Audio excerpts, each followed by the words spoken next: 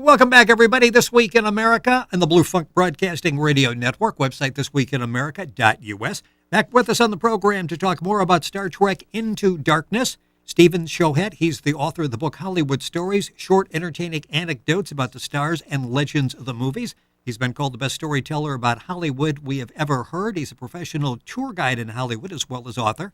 The book is available all across the country at his website, in particular, HollywoodStories.com. He's got a couple of audio books, and he's back with us to talk about Star Trek.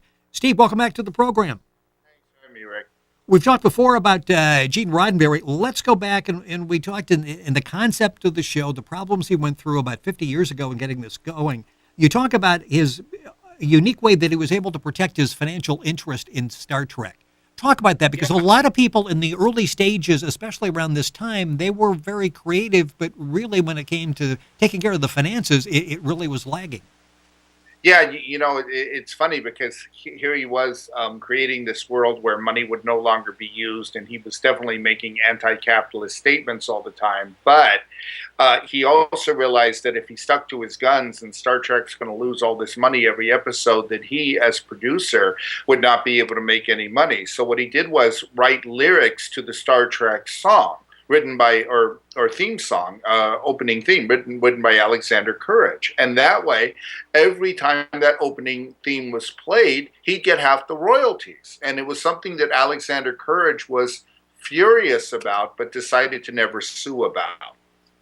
Interesting. So he really did protect himself. No matter what happens, I'm going to get my royalties from the music. Right. And then later on, he also made a lot of money selling blooper tapes to the Star Trek of the Star Trek actors messing up, which is something that really caused a rift between him and Leonard Nimoy. And Leonard Nimoy never really got over that. As a matter of fact, that he felt that the actors should have their privacy protected on the set. That these extracurricular things with the outtakes and things like that should not be revealed to the public. I think most people would probably not agree with that, and I don't think it bothers most actors that's happening. And I have to admit myself, I find it kind of a neat thing to watch, to see the actors break out of character all of a sudden. I've always enjoyed bloopers, but it was one of the reasons why Leonard Nimoy very nearly did not come back to the franchise when they started making movies. What's interesting, because I do enjoy watching bloopers and that, and I think you're right, most people would feel like, what's the problem?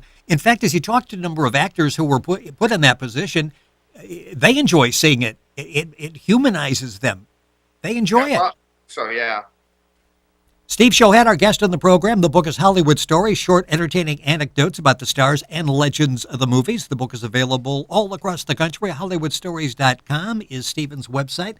Talking about Star Trek Into Darkness. Got a couple minutes left in the program. I want to talk about, you mentioned Leonard Nimoy. Let's talk about the Spock character and how he came about with the Vulcan neck pinch and greeting and what he based his character on. Yeah, he came up with the Vulcan neck pinch for a very simple reason.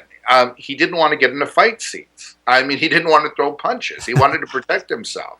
And in fact, that used to really, annoy William Shatner a little bit. When we have a fight scene, I'm the one throwing myself in there against the bad guys, and Leonard's just standing there pinching them, and it's just ridiculous. Although I think secretly William Shatner loved to get physical, so I don't think it bothered him as much as he complained about it.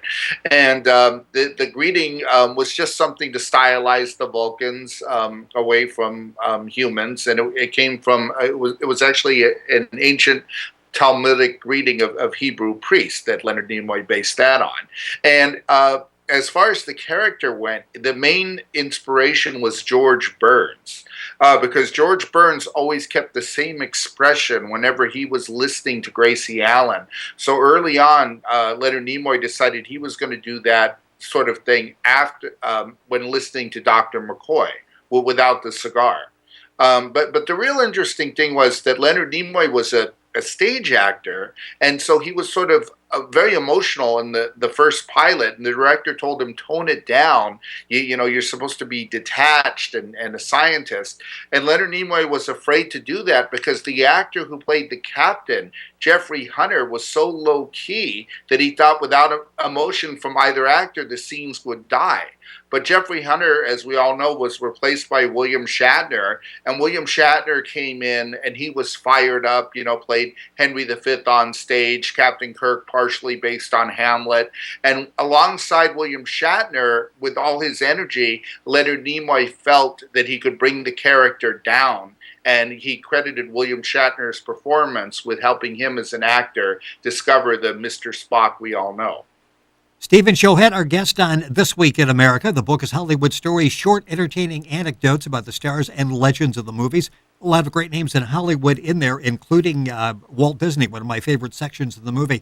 Stephen, thank you for joining us on the program. His website, HollywoodStories.com. Look forward to having you back on the show. You got it, buddy. This Week in America on the Blue Funk Broadcasting Radio Network.